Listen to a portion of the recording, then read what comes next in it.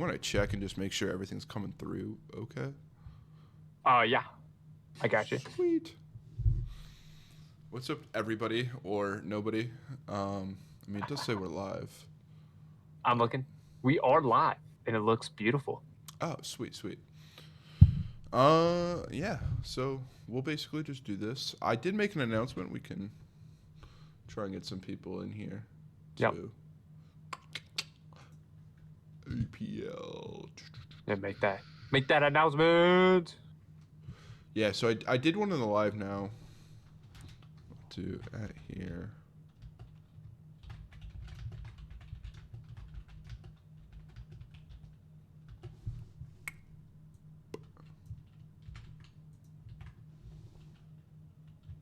Yes, sir. Got some viewers in here. Welcome, welcome, welcome, welcome. Sweet. And for once, we Oh, have a stream that's not delayed, dude, which I is really know. nice. Isn't that amazing? It's awesome. I love it not being delayed. Let me tell you. How did I lose our cameras? Did you change the Oh, you're change the so right. I tabbed out and went to so APL. so And all it you have messed to do is everything up. pull it back up, and then you're Gucci. There we go. And then perfect. Yeah, we're Gucci, Hell yeah. as the kids say. Yeah. So week 1 of APL, man. I mean, it's already over. Pretty is. quick, but kind of. So I don't know. I mean, like I think for us, it definitely felt a lot longer, right? We had a lot of work going on in the background. I'm sure team reps feel the same way. If it's anything like the casting prep, a lot of work during the week. As week one, it's the start of APL, so lots of very busy time. But I would say the matches didn't disappoint. Really interesting how everything played out. And we're gonna talk about that, I'm sure. Yeah. Did you have a favorite match going into this week, and was that match turned true? Yeah. So I said this probably in private. I don't know if I said this publicly, but when I was looking at the matchups for week one, ESPT versus Syndicate, I really thought, I was like, these are my two top teams in the tournament. Like if I had to pick any two teams that were the like Division One champ possibilities, ESPT and Syndicate were the two. And considering the fact that like one, they played on El Alamein, which is insane. Like, is this the new meta? We're gonna have to talk about this after we talk about the matchups. But they played on El Alamein, and Guderian and Angelo were the guys who streamed it. So if you guys want to watch that, feel free to check it out. Let me tell you, man, Syndicate held midpoint on Desert Rat Trenches for essentially, if I'm thinking about this correctly, an hour and 20 minutes. So up until the last 10 minutes or so, they held the point, and ESPT put continuous pressure on that point. In an affair, if you go and look at the stats too, the kills were very even. I think really only 12 kills differentiated one team from the other. So very even in terms of kill count, which just goes to show how close the match really was. And I think Syndicate, they show they got stuff because they made freaking ESPT sweat. I mean, they had to fight brutally. So that right there, that was like the matchup I was most looking forward to seeing in terms of competition, and I think it was fantastic. Yeah. What about you? Yeah, I mean, just touching on that real quick. I mean, El Alamein is such an off-meta pick that when I saw Syndicate was up the whole time, I just went. I mean, I know we got Adam and Fear Not in here, but I was like, they were my pick. They were my dark horse pick, and my only dark horse pick, might I add. And they're the only match I got wrong. And I mean, ESPT definitely proved that they were the better team there, but also. Yep. I couldn't help but be like, man, what the fuck? Because I had tuned in to the stream. I tuned in to stream, watched about an hour of it, tuned out, went to go make some lunch, came back to the last 15 minutes. I went, oh, they have this in the last, last 15, 5 minutes in. And then 5 minutes in, and ESPT is all over that hard cap. And I was just like, damn it, there goes my match predictions. It was the only one I got wrong, and I mean, rightfully so. I think ESPT pulled out a great victory. But I think when it came to matches, my main pick going into it was what was it? Let's go to a week 1 schedule real quick. We'll pop it up. Do it. There's 2. So I really wanted to see GBI versus BA because I knew it was going to be a smaller format. So I would have favored BA having a tighter pull onto GBI, not necessarily an advantage. And I watched that with Syke, who is now a member of GBI, and we had a ton of fun watching it. I mean, both of us were just biting our nails. Nobody cared who won at the end of the day, but it was just a really good time of, who's going to win this matchup and who's going to take away a loss, I guess. Yeah. By the way, so for those of you who are joining the chat, thank you so much for joining us on Nitro, Ranger, Fear or Not, Adam. Thank you for joining in. If you have questions, if you have comments, even responses to our questions that we're asking each other, feel free to put it into the chat as well. I had the privilege of doing that GBI versus BA match, and let me tell you, it was crazy. It was crazy. I think, the one thing that was fascinating was GBI. First off, they have such a history together, both as friends and as rivals. So there was a lot going into it. And then on top of it, BA took Pierce Farm right off the bat, and GBI with relentless pressure took it back, was getting at least half pressure on fourth point on cattle sheds. And BA showed this remarkable spirit of fighting back to the point where they got significant cap pressure back on Pierce Farm within the last 20 minutes of the match. So I thought that was incredible. One of the bombing run. It was insane. Already hitting the one dude trying to take out the airhead. I literally was screaming. I was screaming, dude. I know a lot of people were screaming too. One of the trends that I think is so fascinating, especially for these teams that are maybe new or they're not as recognizable, these 5-0s, dude. Lots of 5-0s. Whether that be Three Foys versus Vanguardia. I think Vanguardia, in that Division 2 matchup really, really showed out. I think that as good as Ronin is, 75th is a monster. They're a monster that, unfortunately, they're in this weird place. And tell me if you think I'm wrong, but I think they're in this weird place where I think the 5 teams that are in Division 1 are justified. But I think that they're really high up there in Division 2. Now let's see in the coming weeks. Can Vanguardia overcome 75th?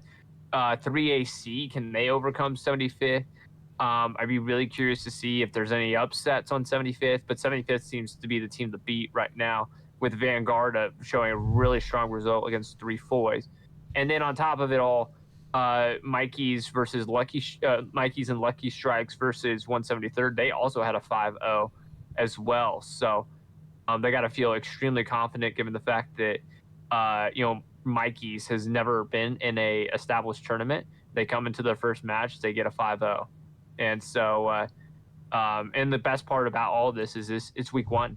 It's week 1. So, there's still a lot of time to get some wins. And all you got to do is be better than one other team in your division, and you got a playoff spot. So, and then the pressure is on some of these teams that did lose to make sure that they're not in the bottom 5. Someone's going to be in the bottom 5. Someone's going to get put down. And right. I think when it comes to this, just pulling the schedule back up, I mean, we're talking about, placement of 75 and also the outlook on Lucky Strikes Marauders. I mean, granted, Lucky Strikes competed in the past, and this is Marauders' first go-round, but yes, given how they played, I think they could compete in Division Two, at least like in the near future. We didn't get to see Chad and BR1. BR1 play, so I'm Yeah. really curious to see. That's my like all time matchup. Once those two teams play, I think that'll one be the most interesting, and two the closest match that you'll see all tournament. I mean, Yeah. it's Division Three, so it's going to be a little bit more chaotic, and also these teams seem pretty close in skill. I casted one Lucky Strikes Marauders versus Chad BR1 back on Utah about a month ago, I want to say, and that was an intense and chaotic brawl. And so that's probably my dream matchup of this tournament. But yeah, I mean, like, Yeah. overall pretty crazy. What do you think? What do you think about 3AC and Glow I mean, Glow has a tough matchup coming up this week, Well, and at 3AC schedule two. also had Let's to look at buy. schedule two because Right. these teams got matchups coming up next week. So yeah, so TL Glow versus Syndicate, very tough matchup. For one thing, whenever you look at the rosters that Glows has been running for their 35s, 49s scrimmages, I know at the very least for their 35s, they usually have a decent amount of Syndicate guys, and unfortunately, I think what ends up happening with that is for one thing, they're very talented. The guys who are playing with TL Glow who are on Syndicate are some of the best, like Covenant, Braz, Hagrid, these kind of guys. So it's going to be a very tough matchup because Syndicate will know a lot of these TL Glow guys. They know how they play. They probably know the strategies, and I think that's going to be a disadvantage. But TL Glow, I think, is the biggest dark horse of this entire tournament, given the fact of their reputation.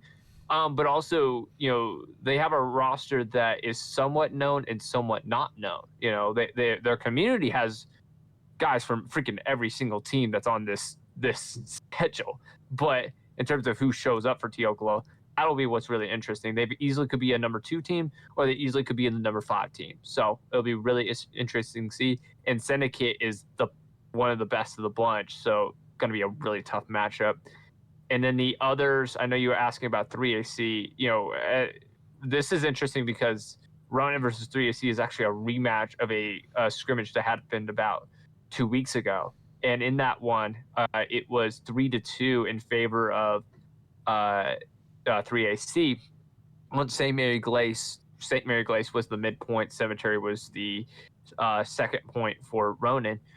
And what was fascinating, and I think what we're going to have to really see, without revealing what people have told me, I think that both teams played extremely aggressive to the point where they were making mistakes, whether that be on the tank play side, whether that be on pushing points before they had established their line and garrison placement. And so what really is going to be the key for both of these teams is, are they going to calm down?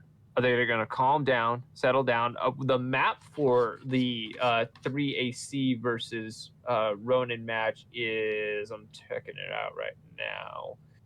Ronin versus 3AC map is Hurtgen Forest. Really interesting choice. Really interesting choice. So, and I believe that 3AC was the one that had the double ban. So, it'll be, obviously, is a hell of a match to do tanks on.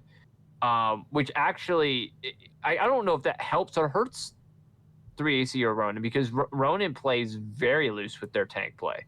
Very loose, very aggressive. We've seen that in Friday Night Fights. We've seen them do that in scrimmages multiple times. So on a map where tank play ends up a lot of times being a lot more reserved, given the fact of lack of visibility and maneuverability, will it nullify Ronin or actually free them to do what they actually need to do? And so that'll be really interesting. And then Chad BR1 versus 173rd / Ghost Squad. What's your thoughts on that one? That's going to be really interesting because both these teams they've been around for a while. They've been scrimmaging especially for BR1. BR1 has been around for a long time. But neither of them have really been doing comp up until this point, especially not for a while. So, what's your thoughts on that?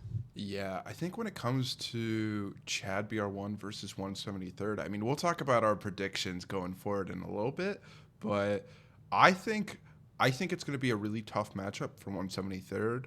Uh, On what map it's going to be on Omaha. So beach map and Chad BR1 are going to be the allies, and then 173rd is the Axis, which I think Axis typically is considered to be the the overall favorite on a map like that, right? Is that even from my experience, it sure seems to be. Being on the beach is so tough. Yeah, especially on a map like Omaha too, where you have one real road that you can funnel up. I mean, take this as a word of advice. If you are playing Axis and you feel like it or you can, just have somebody go mine that road. I Yeah. guarantee you'll pick up a tank kill one time or another. Uh, yeah, Adam says, ask 1/16th if Axis are favored. Uh, Poor guys losing seasonal on Axis That for is true. Utah, I believe that was. Was it on Utah? That could be. Not Well, no. Seasonal final was on St. Mary Glaze because the midpoint was Hospice. oh, my Was it apologies. Omaha? I'm talking DC 1/16th. Oh, gotcha. Okay, Yeah, okay, yeah. okay, okay, okay. Was Okay, Omaha. Okay, copy. thanks, Adam. Yeah. Oh, Okay. ESPT 1/16th. So the Okay, so ESPT semifinals. 1/16th semi was on Omaha. There you go. Okay. So that's what. Okay, that makes sense. Shh, shh. I'm all twisted up, Nitro. Hold on, relax. I know they weren't in the finals. I know we were confused. We were confused. I know all the Orga and uh comp people are like, get it right. And you're right. I should know. But Yeah. Um, but I mean, yeah, it's. I would say like when it comes to beach matches, both Omaha and Utah, something that like comes to mind instantly is like barbed wire funneling into the points, limited points of access, and then you also just have open fields. To me, at least as a caster, they're okay maps. To me, as a player, I hate those maps, and honestly, the map that I'm going to be most excited for is Hurricane Forest. I love Hurricane Forest. I love playing Hurricane Forest. I think it's a fun map. I think I it's a know some people very groan, Yeah, I think but it's a I very like it. disciplining map. If you are not a disciplined team, it is very humbling for anybody playing. If you are not playing slow, thinking about your picks, if you're not looking for movement and you are being the movement, you're going to get picked off. So I think like we were talking Ronin 3AC, I think the team that's going to win there. I mean, like maybe we'll just file into our predictions, but I think the team that's going to win is the team that just happens to play slowest, and it's not going to be necessarily like who's the better team, more skilled, or who's getting the most picks. It's like you can find holes anywhere in that map, especially against like 3AC can find holes against Ronin and vice versa. Yeah. Um, but I, I Well, I might eat my words. There's a few snipes on Hurkin, so we might see them. I, Who I knows? think I think you're right because in a certain respect, what do we see from the elite teams? Their ability to be able to plug holes, their ability to be able to plug holes, and then when they're on offense, be able to identify holes and not keep attacking from the same perspective, right? Like they change up. Like when something's not working, they change it up, right?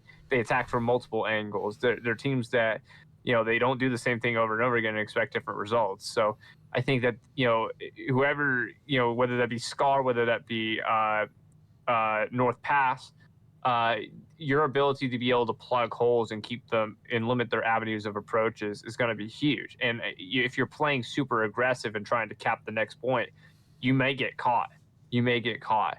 What's really interesting too is I want to talk about the maps because there was a groan. There was a groan in week one about the number of teams doing meta maps. That is not the case this week. Let me read off the maps for you. Okay, so ESPT versus GBI.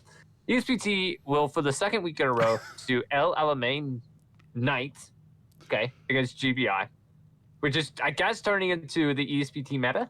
I guess. I don't love know. it. I love it. I'm here Crazy. for it. Syndicate versus Glow TL is going to be on Utah.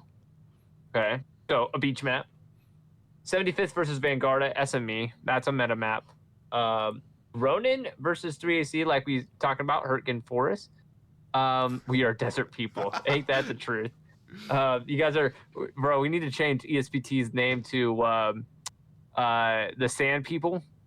You know, like from Star Wars. Star Wars, Like, yeah. yeah. Lucky Strikes versus Merc is gonna be Drill Knight. Drill Knight. And then also 173rd versus BR1 is going to be Omaha. So 6 different maps to look forward to. Did I count that right? 6? Yeah, 6. 6 different maps to look forward to. Different.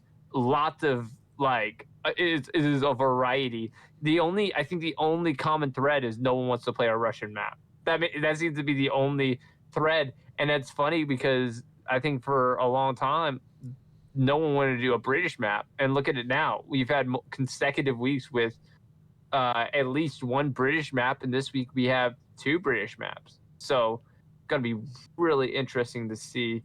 And by the way, if you guys have predictions, feel free to put them in the comments as well. We'd love to hear your predictions Yeah. on these matchups. Obviously, there already are predictions in the Discord, and if you're not in the Discord, which if you're watching this, you're probably in the Discord. But if you're not in the Discord, you should definitely join the Discord.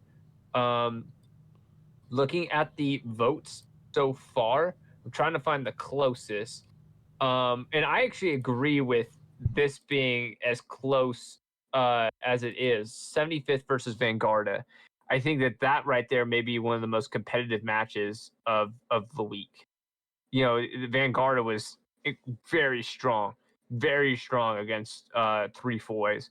And then obviously 75th, very strong against Ronin. So 2 teams that have a litany of experience, but maybe not necessarily were the leading team when they were experienced. Both in this case would have been seasonals, with Vanguardia playing with Ronin in seasonals, and then 75th having some guys playing with ESPT in seasonals. So they got experience, just they're their own entities now. And I think that could either it's going to be a bloodbath or it's going to be a quick 5-0. It's so tough to tell, but I'm excited for that one. I don't know if I can predict that one. I don't know about you. I don't. It's right now. It's in favor of Vanguardia, but I don't know if it's the crazy Brazilians, supporting, because Vanguardia has some real hype people.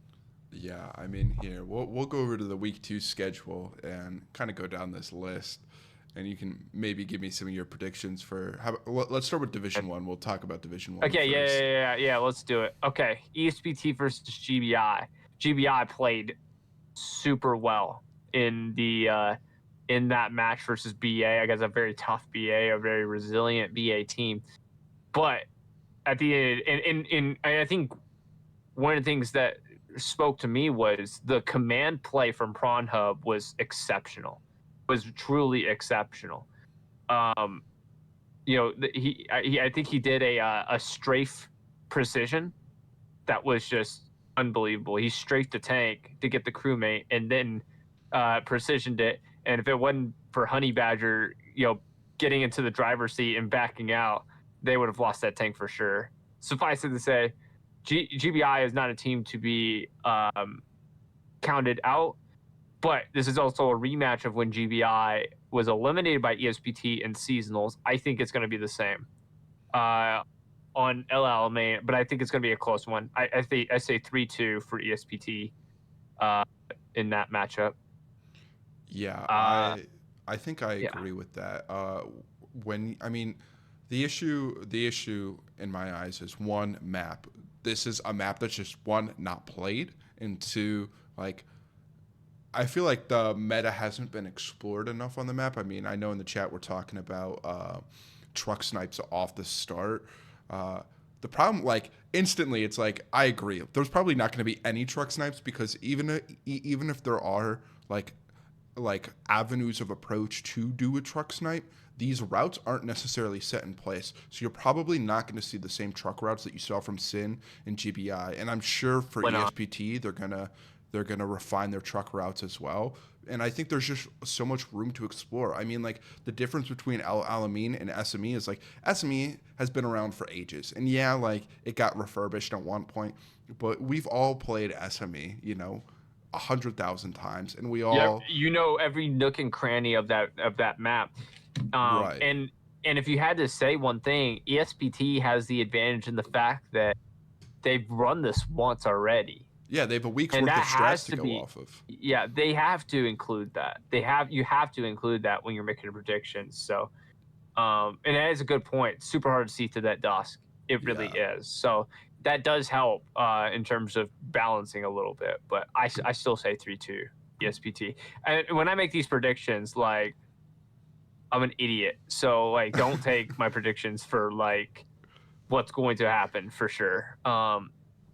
Because and when I watch them, I'm cheering both teams on either way. So, okay, Syndicate versus Glow TL. This is a tough one. Let me pull up the map on Utah, and so it's going to be Syndicate as the allies, and then the Glow TL is the Axis.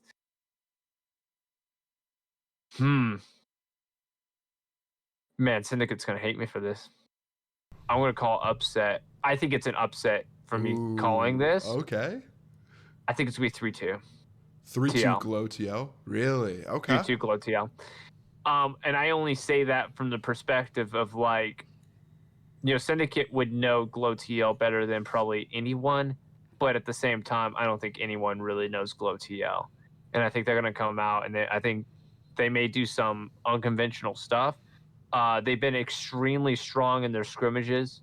I've been thoroughly impressed with their scrimmages up until this point. The results, just a litany of good results. So I say 3-2 Glow, and that's saying something because I think Syndicate has the possibility of being the top team in the division when it's all said and done. Yeah. Um, I I mean, the issue with Division 1, and I've brought this up to BA, being a part of BA, it's that I think a huge a huge chunk of this relies on the format that you're choosing because obviously you can do 35s. 35s is the standard format, but if I believe in the rules, if you agree, you can You can do if both 40s. teams agree, you can do 40s or even 50s. And I think like you look at 50s, okay, ESPT and Syndicate have the advantage. You look at 35s, almost every single one of these is going to be a toss up because even though all rosters will be stacked instead of, with 50s you have 35 stacked people, but then maybe you have your 10 fillers or there's some roster changes last minute and people aren't prepped. When I'm looking at game 2, I'm thinking one, okay, what is the game size? I'm pretty sure it's 40s. I don't want to put anything in stone that's not correct, but I'm assuming it's 40s, and based off that, I think it's a 3-2 Syndicate because I think 3-2 is the advantage for Syndicate for mainly just having the 40-man roster. And also, I think when it comes to just rosters and stratting, I think Glow TL is a little stretched thin when it comes to upper lead management. So I think Syndicate will have a stronger roster, or not roster, sorry, stronger strat as well. So I have to give them, the 5% advantage on roster and 5% advantage on strat, whatever that comes out to be. I think it's going to be a 3-2. I think I you're also right. got burned by them Yeah. last week, so I'm taking the meta Sure. pick. Yeah, well, and that makes a ton of sense too, and I agree. Because I think we would all agree. I think Syndicate probably has a deeper roster than Glow TL. But that being said, hey, can someone, especially from ESPT, when Syndicate for that Syndicate ESPT match, did they run 40s or did they run 35s? I'm really curious. I don't know what it was. I know for GBI versus BA, they ran 40s. They ran 40s for that match. So um, I'll have to stick with it Ooh, because I've already said they ran 49s. They ran nice. Tip my 49s. hat off. That's Respect. ballsy, dude. Ballsy. Okay, so that's the predictions. Obviously, BA is going to be on a bye week. So they lost their first matchup. So obviously in week 3, they're going to need to step it up a little bit, and I'm sure they have a tough matchup. Any of these teams they play is going to be tough. Let's go 75th versus Vanguard. Like I said, I think 75th Vanguard may be the most tightly contested match, and I've predicted 3-2 so far for every single matchup. So, man, I have to stick by the fact that I think 75th is a Division 1 team. And I haven't seen enough of Vanguard. I'm going to be perfectly honest, because the Brazilians have been nothing but respectful to me. When I say this, I only say it from the perspective that I don't know Vanguard as well as I do other teams. I'm going to go 4-1 75th. I think 75th is just in a league of its own in this division. And in the map on top of that, the map is SME. So it's a meta map, which means that, like, man, 75th's going to know it, dude. 75th's going to know it back and forth. And I hope that Vanguard proves me wrong. Because if Vanguard wins this match, they're going to win the division. Watch. If they win this, they will win the division. Brazil is going to ride, because I said that. And I hope it inspires them to, like, pop up in my chat. Wait for the country to wake up. Yeah, no kidding, dude. Except I think they're on the same time zone, if not pretty darn close. But yeah, dude, I think it could be 4-1, 75th. Ooh, I'll take the under on this one, actually. You take the under? I think there's two factors that I'm just banking on here. I think one is ping. They're playing on a Brazilian server, I'm pretty sure. And that's gonna make a difference. I know there's been a lot of complaints this season about ping from a lot of different teams, but I think Vanguard will. I mean, they're ping masters, just like GBI is ping masters. They play on Miami, and also going back to the early days of BA, we would play 18s versus them, and I know they have. Obviously, 35s is a larger format and more things to count on, but they have some serious shooters. They have some really serious shooters. And I remember when we did our watch party, a lot of people discounted them or was wondering why they were ranked above Ronin. And I know Matthew's stream kept cutting out, so we didn't really get to hear his explanation. But at least from my perspective, I think it's, I mean, obviously, as we said, it's a toss-up, but I'll give it to Vanguard based on ping. And I think 75th, if they don't respect Vanguard will take it up to 4-1. But I think it'll be a 3-2 split with Vanguard pulling some crazy, like, Chinese strats or something like that in the end. Sure. I agree. I agree. So it'll be really interesting to see. But that easily could be a 3-2, and I think it could be a 3-2 in favor of Vanguard. But I'm just going to go 4-1 for 75th for now. Ronin versus 3AC. This is such a tough one.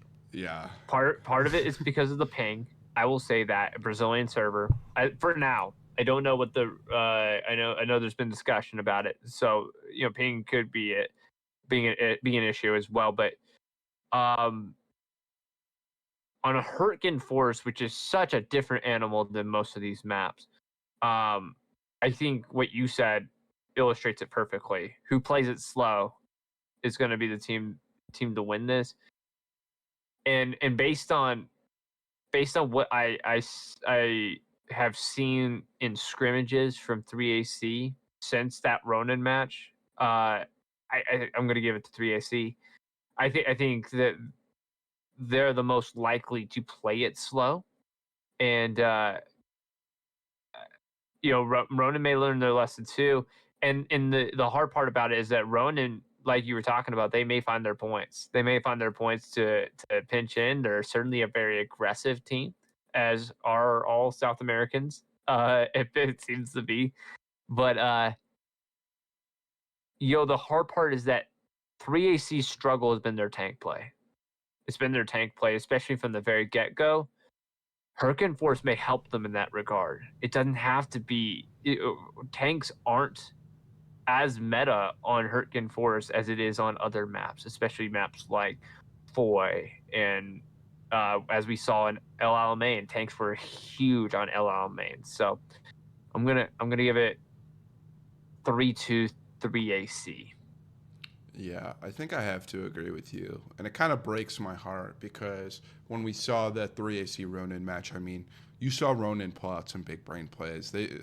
Uh, for reference, for anybody who's watching who didn't get to catch that stream, we did see Ronin be able to put two people in the chapel and then stick an airhead through the steeple, which obviously is something that like a little bit Big ball more play. high end, higher meta, big ball play. Yeah, exactly. And it worked, and they swallowed that point from the inside out.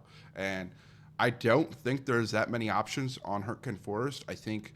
I don't know what side is what, but I know for Axis there's a few really good snipes that I have landed myself in the Lux.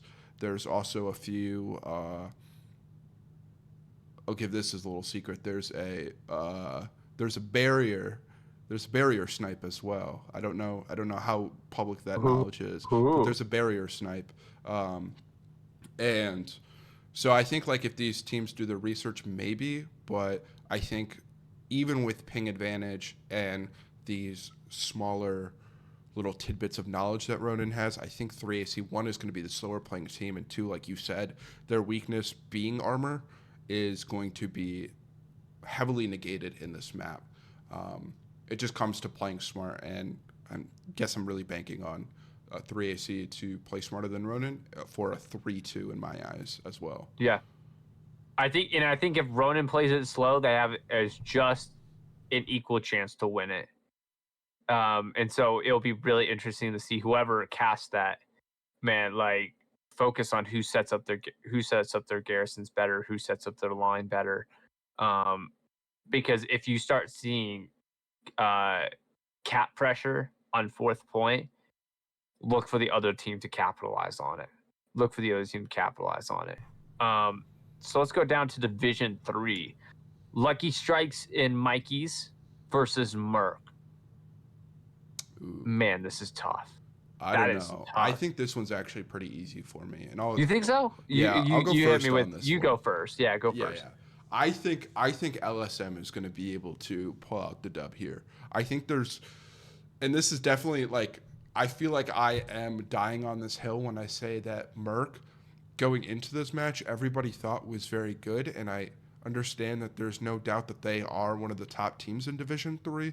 I just don't see what everybody else is seeing when it comes to how good they are in Division 3. I don't think they're a number 1 team, but they are up there, and I think Lucky Strikes Marauders is a more organized team within match itself.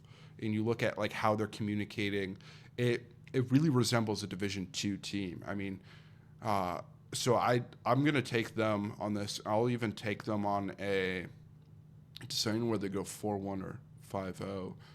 I think I think they pull off the 5-0. I'm gonna go they 5-0 Merc, which is a pretty Wow, ballsy thing to say, but I think they ballsy. do it.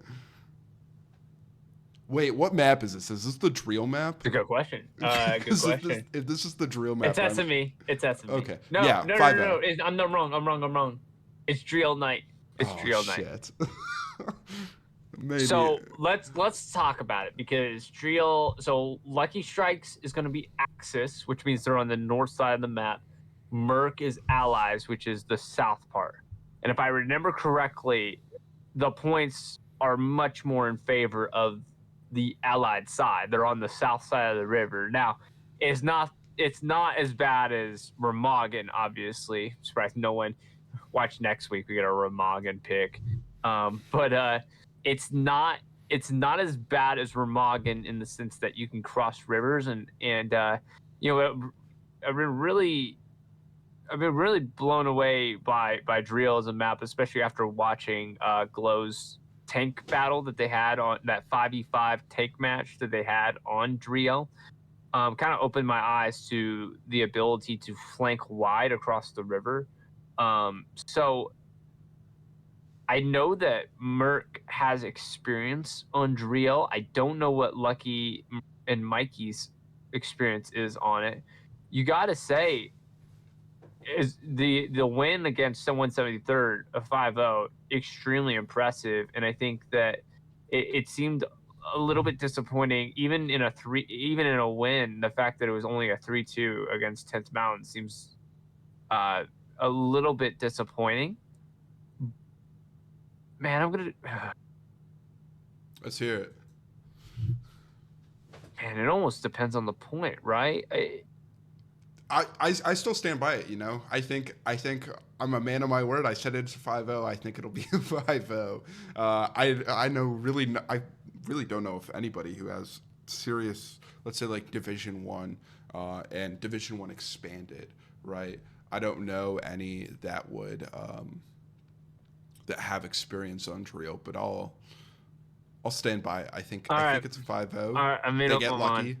I made up my mind. Let's hear it. Lucky gets lucky, and they get 4-1 on 4-1. against Okay. Merck. 4-1. Yeah, Because it's not the points are important, like what side you're on.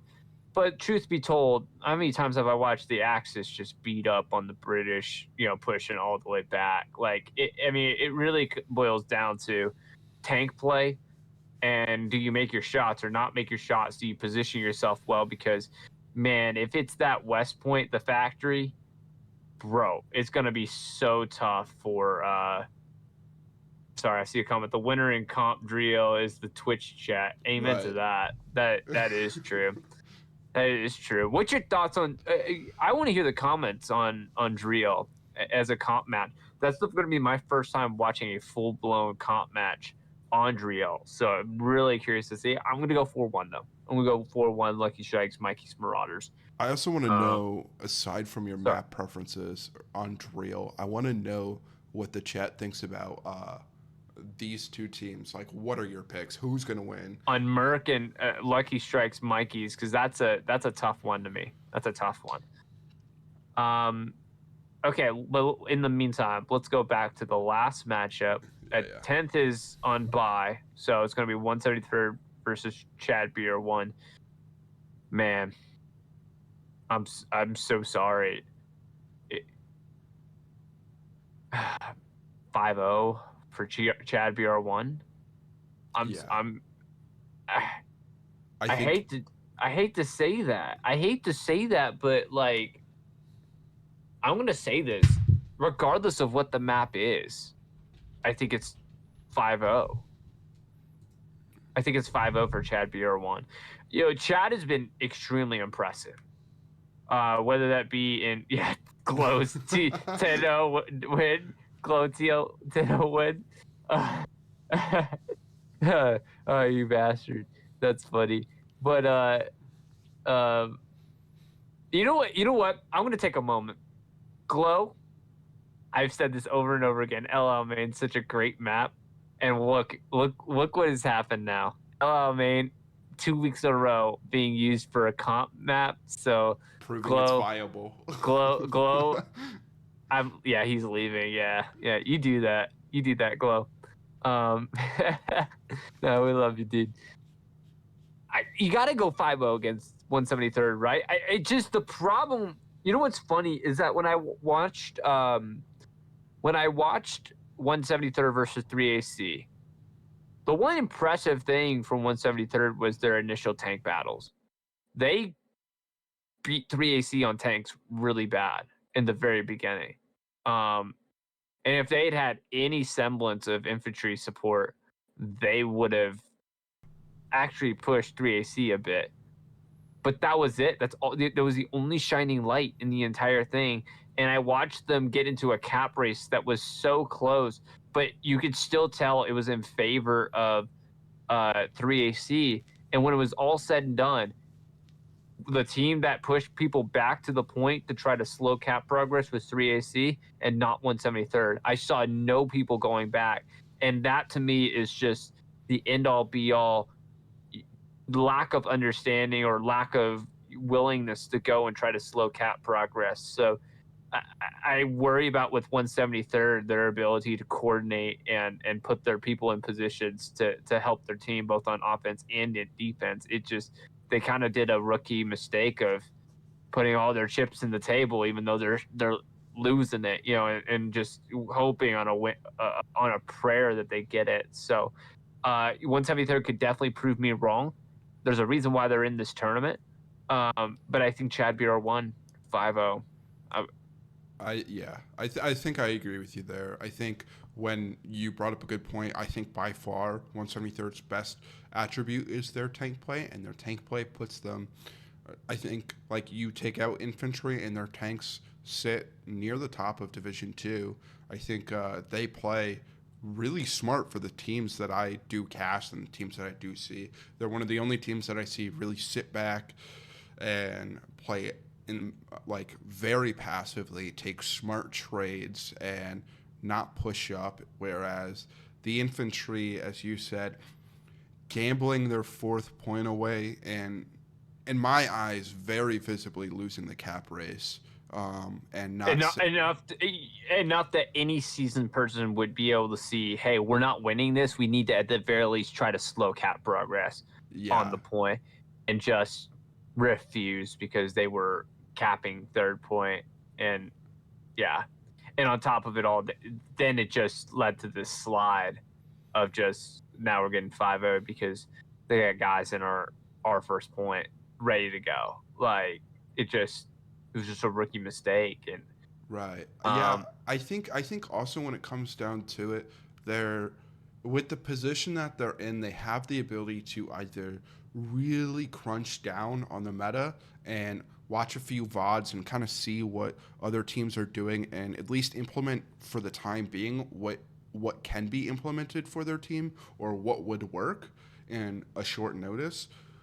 But they also have the approach of just kind of going off meta. I mean, they're going against Chad BR1, who are kings at denying the meta, you know? They're like, I don't want to call them flat earthers, but they are in many ways like preaching the viability of a Stewart and comp, which, you know, I love to see. I'll always 100% say like in favor. 100% in favor of the Stewart being a viable comp strategy. I will stand by that. So if any of the ESPT guys want to get mad at me, you can go right ahead. But I think that I think BA in some ways proved that too. They ran Stewies on their 35s match against GBI as well. So I think it's not they're Chad BR1 is not the only team, but going back to what you said, I think they can deny it. Thank you. Stewart's ROP. They are, dude. Best tank in the game. Man, other than maybe the Panther. I think the Lux is just incredibly overpowered. You know I hate the Lux. That's what's so funny. I hate the Lux. The only thing, and we've had this argument before about the thing I hate is that you can't pin them from the front, and you're like, but that's the beauty of it. And I'm like, shut up. Yeah. But it is true though. It is true. It got freaking crazy armor.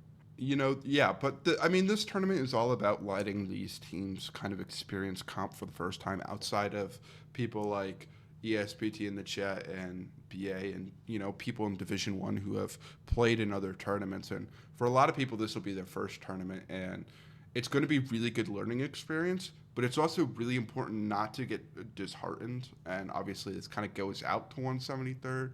But, man, you take a lot of punches. I mean, you look at, like, BA, we've taken like, you know, quite a bit of punches in a row. But when it comes down to it, I think you just kind of got to take your lumps and you got to roll with it and you learn. Like once you learn and like you accept like, oh, they're beating us, whatever, it's not a big deal. And then you look at what they did.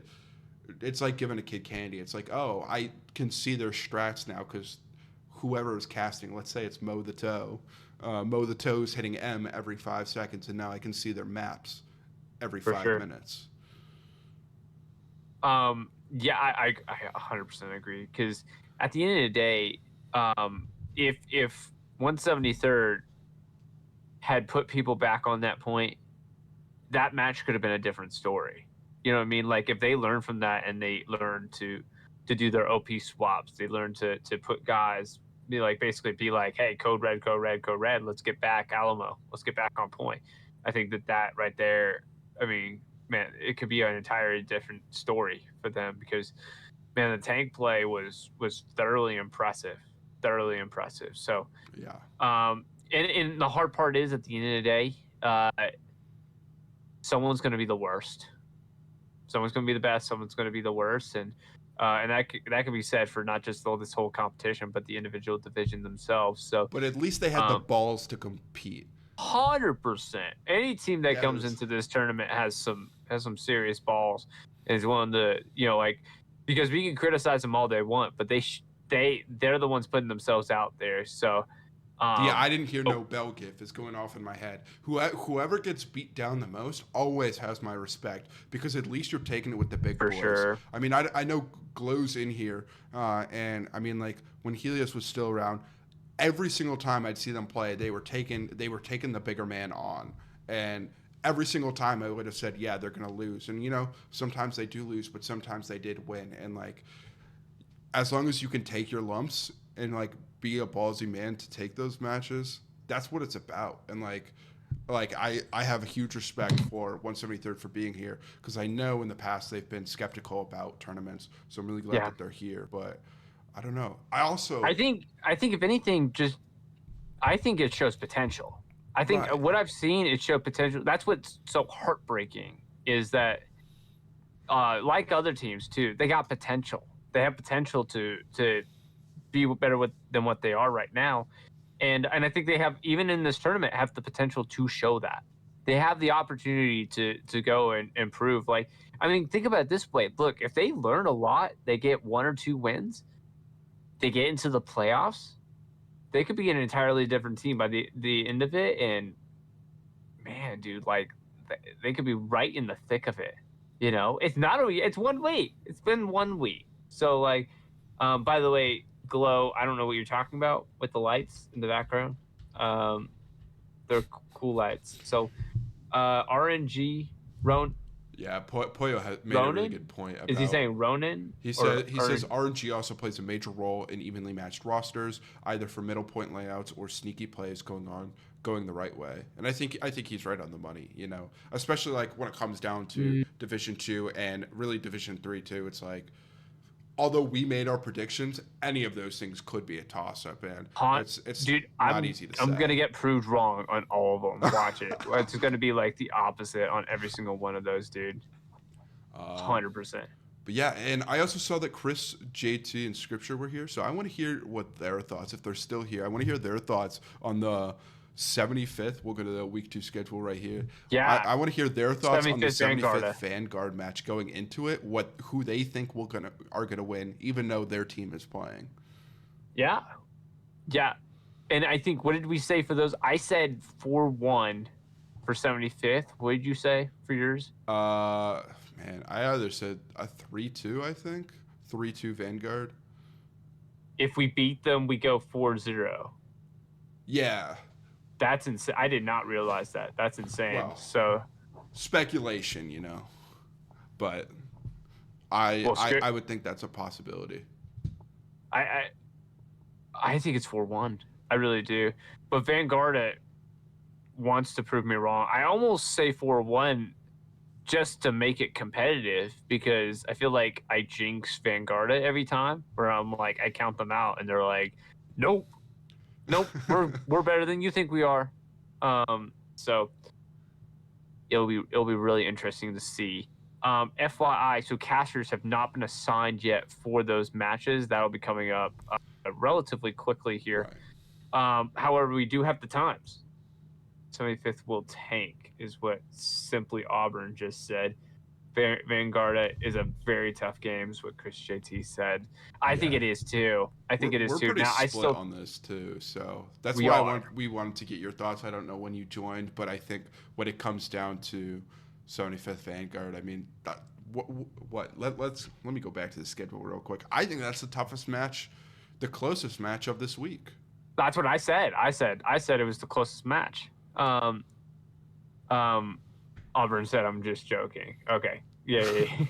Praying for hospice again. I did say that. Didn't I say that? Whoever wins this match will win the division. I said if 75th wins this, Vanguard wins this, they'll win the division. I do stand by that. I think this is a battle for 1-2 in the division. So we'll see with that. And in either way, I think if 3AC beats Ronin, they're on their way to being number 3. You know, so it'll be really interesting to see. So the times. So I'm just gonna go through it. I'll try to get it sort of in order of the times because there's a couple of Sundays and I think the rest are Saturdays. Yeah. So the first matchup is going to be actually in the afternoon. So Syndicate versus Glow TL will be at 2 p.m. Central. Really interesting, which is 3 p.m. Eastern. I keep reading comments. Vanguard has had a very speedy against us in week 1. Oh, okay, it's against 3 fours. They did 35 minutes, I think. Chris JT thinks Ronan will beat 3AC with the extra experience. That very well could be. That very well could be. I think I had 3AC beating them 3-2. It's Herc Forest though. That's my issue. I think Herc I know. Forest takes a lot of experience out of the picture, and just how slow do you play? I mean, who knows? I think I'll say this because I was going over times, but I'll say this because Adam has a good point with developing. I think this is the league for it, and I think that the way that the fact that APL changed their format this year to do that, I think is super critical. I think it's amazing. I love the soccer style, like English Football League style of promotion and demotion. I think it's great. Like now, obviously, it's gonna suck when a team has to get demoted, but at the same time, gives them a chance to fight back, gives them a chance to prove like, hey, we deserve to be in that prior division, in that better division, and I think it's going to be freaking great. So that first match is like I said, Syndicate versus Gold TL. They're going to kick off this weekend.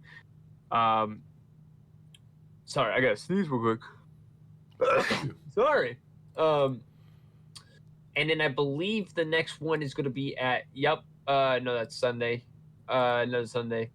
7 p.m. Saturday, 7 Central. Is going to be Lucky M versus Merc on that Driel night match.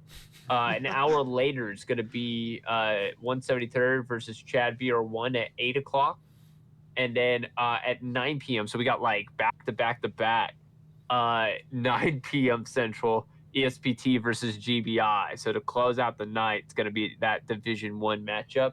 And then we got 2 matches on Sunday. The first one on Sunday is 5 p.m. Central. Yeah, 5 p.m. Central, Ronan versus 3AC, followed by 75th versus Vanguard at 7 p.m. Central on Sunday. So, be sure to be watching out for that. 4 matchups on Saturday, 2 on Sunday. So, and they're not at the same time technically. So, it's gonna be nice. Like you could actually if you really wanted to, if you're a hella loose addict like me and Half, you could literally just watch match after match after match. Maybe it bleeds over a little bit, but still get to get to watch it. You could throw up the 3 screens if you wanted to in case it bleeds over a little bit. But yeah, dude, gonna be fun. Gonna be hella fun. I lost your audio. Can't tell if I heard you or not. You're so right. I was muted. I want to know, Chris and Scripture, who was smoking that pack when they scheduled a Sunday night scrim? The two game modes that I will never understand as a North American player / caster is one, matches in the afternoon. I feel like no good NA team does it, and I guess Syndicate gets a pass because they're technically could be European. But also, who plays on a Sunday night? I mean, you have work. Maybe you have school tomorrow. Who knows? But that just seems like a sin in my book. It does seem like a sin. It does. Vagrant had a question. Do we know who is streaming the games this weekend? No. The application is out for casters. So I'm sure that within the next, you can see it on your screen right now. Within the next 12 hours, Half. I'm sure we're gonna announce it. Yeah. Yeah, I assigned the casters. As of right now, we have seven potential casters. Probably going to be more. I mean, my goal is really to get just a lot of people casting these matches. Typically, at least with the format and how the casters are, there's going to be a lot of casters who are streaming the same teams over and over. That's kind of become, I guess, the meta within the caster community. I know Gadarian's really leading that role. But you do have teams like BR1 who have their own casters. Syndicate has their own casters. ESPT technically has Jimbonia, but I don't know. He's been MIA. He's been He was in the tank. chat today. He was in the chat today. And who else? I guess. Oh, Mo for Syndicate. I know for GBI. My apologies. GBI. But yeah, so we should see more or less some of the same people, and hopefully each game will have 2 casters at the very least. Yeah, I agree, 100%. So, we'll I'm sure at some point we'll get to talk about. Compton just joined the chat.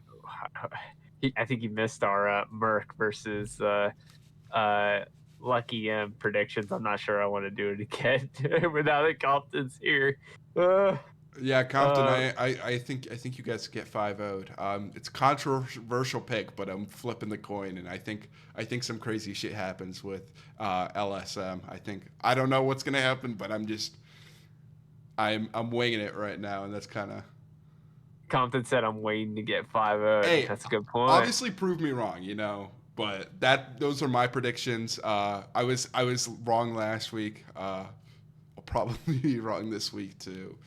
But especially since we're doing, the point capture system. Last week I didn't do that. Kind of a mistake on my end, but yeah. With the point captured, what do you mean? Yeah, so last week I gave my predictions pre-stream for one of the matches. I want to say maybe 75th Ronin, although I think it was actually LSM versus 173rd. And I gave my predictions, got all but one right, and I basically just said win or lose, what team gets the win. And I thought, going wrong, I thought Syndicate was going to pull out the victory. Super close, but I was wrong. Yeah. I think so my prediction, I believe, my prediction for that GBI versus BA, I think I had pretty good idea that GBI was going to 3-2 it. But that being said, there was so much stuff going on. I was like, man, I could easily see it going either way. I think BA is such a dangerous team and will continue to be a dangerous team. If any one of those Division 1 teams gets knocked down to second division, it's going to be tough for any of those second division teams, let me tell you. Because those teams they're crazy good. They're so good. And so, but maybe that's what we need. Maybe we need to mix it up a little bit, Well, I do know for the relegation and for how that works is you don't necessarily automatically get relegated. Post-season, after the champs are determined for each division, let's say I'll take my team. Let's say BA gets relegated down and 173rd in this case, in this hypothetical situation, wins. I believe 75 OG would have to play BA, and that would determine whether or not they go up. So the divisions may not change at all if BA beats 75th OG. Right, that's my understanding, but I also haven't looked at that since 2 weeks before APL I hope started. they don't do. I know that I'm just talking now. I hope that's not the case because I don't want the divisions to stay stagnant. I think they should be forced to change with at least one team. But then you don't want a team to be introduced to a different league and just get absolutely mollywopped. I think was the idea. Welcome to English football. Welcome to English Football League. I mean, but if they're the best in the division, then I think they should have a one match doesn't determine whether or not you're the best or not. I think a season will. I think one season will determine whether or not you deserve to be in a division or not just one match. So, but the team that gets promoted is going to be highly in favor of that, and the team that gets relegated is going to be highly not in favor of what I just said. So I totally understand that, but we'll definitely see. So, man, we got up to 33 viewers. That's kind of, I think we're actually higher than that at one point. We were up to like almost 40. Yeah, So, yeah. It's sweet to have everybody in the chat. at freaking 10 o'clock at night, my time. So, Yeah, I mean, we could definitely wrap things up. Obviously, if there's any questions, comments in the chat, we can answer them or give our opinions as much as possible. But I mean, we because ran that's through. what everyone asked for. Yeah, we ran through week one. We'll rifle them off real quick. ESPT beat Sin 3-2, GBI beat BA 3-2, 75 OG beat Ronin 5-0, Vanguard beat 3 Foys 5-0, 173rd LSM beat One so- sorry. 5-0. Right, yeah, correct. Merc beat 10th Mountain 3-2. And then looking at week two, I mean, we can rifle off, at least if you remember what our match predictions was. I think we both said 3-2 for ESPT over GBI, right? Yeah. Yeah. And then we said, I said TL Glow gets the upset 3-2 against Syndicate, and I think you countered me. You said go with 3-2 Syndicate. Sin, yeah. And then you took 75th 4-1, and Yep. I took Vanguard 3-2. And then for 3AC Ronin, we're both also very split on this one. I think I took I think we both said 3AC, right? 3AC getting 3-2. Yeah. 3-2. I don't see. I think if they 3AC does, or if Ronin plays the winning strategy, it has to be 3-2. Yeah. I mean, it also, man, I don't want to go back into it too much, but I mean, think about points like North Pass that are just super biased. Who Very. knows? But yeah, anyways. Whoever gets to cast it is a very lucky person, because that's Yeah. going to be such a good one. We have Lucky Strikes Marauders versus Merc. I said somebody has to get 5-0'd, and I think Lucky Strikes is going to be a winner this week. So I'm picking them for the lucky 5-0. And I think you also took a different. You said 3-2, 4-1. 4-1 for Luck M against Merc. Nice. Yeah, I mean, I don't be surprised if that goes either way. I know, because actually the points are in favor of Merc. Funny enough, even though I made the. Oh yeah, this is the drill match, right? Yeah. Yeah. Yeah. That's. I mean, for both of our points, both of our predictions, that's 2 shots in the darks. Who really knows? Very a shot in the dark for sure. For Ghost Squad versus Chad BR1, I think we both took Chad BR1 takes the 5-0. I mean, they're a strong team, and 173rd still has a bit of learning to do, but I mean, who knows? But yeah, I think that's kind of our initial thoughts, right? We'll go back to the talking. We'll need to create a graphic where it's like half and Sheepdog's predictions for week 2. How did we do? And then just get roasted over it, because it's all gonna be so wrong. Just week to week, how wrong were they? Yeah, I'd be curious. I'd be curious to see. Watch 173rd get a 5-0, like completely upend my predictions. I'm so down for that. In fact, I want to be casting whatever match I'm super wrong on, because that's the most fun. I like eating my own words when it comes to casting. Because I'm always a pessimist. I always walk in and I go, oh boy, I really hope this is like an entertaining match. Who knows? I might just be talking to the camera. And then when something happens, I'm like double impressed. It's just like, what the hell is going on? Yeah. Especially because like I think that one thing that people have to consider is like us casters, we're in some ways we learn about these teams as we cast. That sounds horrible, but like I would say that the best way that I've learned about teams is from casting them. And let me tell you, it's a whole different story from watching a match than casting a match for a team. And you go into it, you're like, yeah, I watched VODs of them and I have a pretty good idea of what they're gonna do, and then holy crap, like then you cast them and it's like, yeah, they're not at all what I thought they were gonna be. Yeah, at all. Yeah, exactly. At all. Oh boy. Did I lose our cameras? Okay, there we are. You're back up. You're back up. Perfect.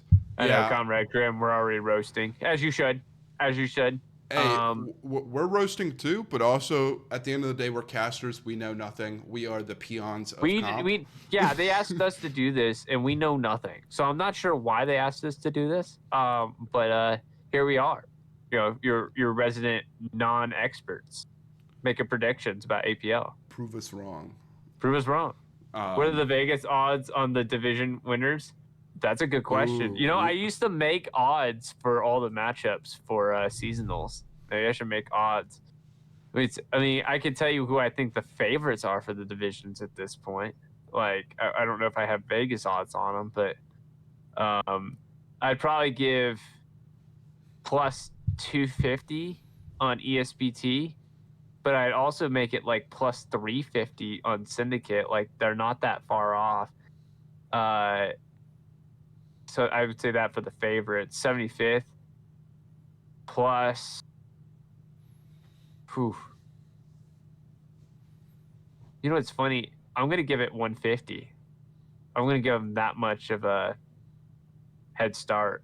Okay. And a Vanguard at plus 300. Really? Yeah, I think so. And I think actually number 3 is gonna be 3AC. In that, I think I put them at plus 700. For Division 2 to win. I could see that. Yeah, plus 700. Okay. Plus 700. So if you're looking for a sneaky bet, maybe put some money on 3AC. You know, come out and surprise people there. Kings. Heck yeah, dude. Heck yeah. And then Division 3 is the most interesting because I would have put plus 350 as the favorites on Merc for Division 3 starting the tournament, and I think it's completely flipped on its head for me. I'm going Luck M plus 400, and that's actually that's still not great odds for Luck M, but I'm still putting them at the favorites at plus 400, and then I'm putting Merc behind them at plus 600, with Chad BR1 being plus 700. I think that's what I'd put it at. Interesting. Yeah, I'm definitely taking Luck M as my number one, probably plus like 250 maybe. So you're lower than me. I think I said what, plus 400. So you're lower than me. Yeah, and I'm definitely biased in Division 3 as I've really only casted Luck M and Chad BR1. Shout out if somebody wants me to cast. Let us know. You know, both of us are casters. We are casters. But I'm taking them just because I've seen them play the most. I mean, I don't really know too much about Merc. I know my boy Compton. I know he's in this chat. I just have not seen them play recently. Abject Cross from Chad said, "Bring it." Let's go. Yes. I think Merc with the casting. You know what that'd be a really interesting concept, by the way. So instead of doing the application, have it to where the teams vote on who they want to cast it. You know, because it's so funny because Abject Cross said bring it with the casting, but he's got his team with the casters who only want to cast BR1. So that is true. Not sure how that works, but we should have 5 casters in the playoff matches. Yeah, for one match, we got 5 casts going on, dude. They have to run medic. Whoever gets the most revives or something stupid like that. Everybody will redeploy before they can even get to them. I think I do actually, on a serious note, I think it'd be really interesting to see who do you want for what matchup, caster-wise. I'd be really curious to see what people say. I mean, it's a tough question because then you kind of run into the moral dilemma of like, what if a poor caster just gets absolutely shafted because people don't like him, or I don't know. Isn't that media though? Isn't that like you watch who you watch? It's not deep state. It's, well, you wanting to watch who you want to watch,